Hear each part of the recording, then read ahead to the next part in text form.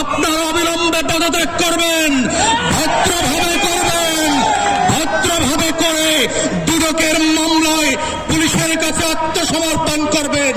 লুটপাটকারীদেরকে পুনর্বাসন করার রাজনীতি বাংলাদেশে আর হতে দেওয়া যাবে না।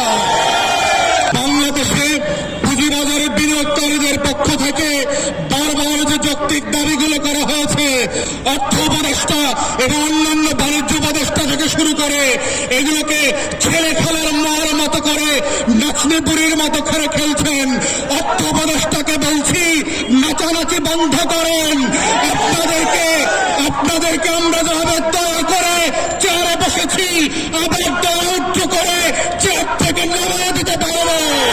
অন্তর্বর্তীকালীন সরকারকে বলছি, যেটা বারবার করে বলেছি, ৩৩ লক্ষ পরিবার এবং বিনিয়োগকারীর পক্ষ থেকে আপনারা অবিলম্বে একটা স্বাধীন তদন্ত কমিশন করবেন। চোর ডাকাতদেরকে আত্মীয়তার সম্পর্কের ভিত্তিতে না, চুরির ভিত্তিতে জেলে পাঠাতে হবে, ডাকাতির ভিত্তিতে জেলে পাঠাতে হবে, দুদকের মামলার ভিত্তিতে জেলে পাঠাতে হবে। শত শত হাজার হাজার কোটি টাকা লুটপাটের ভিত্তিতে এই রাশেদ মাকসুদকে জেলে পাঠাতে হবে। গণঅভ্যুত্থানের রক্তে কোন দেবর ভাবির সম্পর্ক চলবে না। গণঅভ্যুত্থানের রক্তের একটাই সম্পর্ক, সেটা হচ্ছে ন্যায্যতা।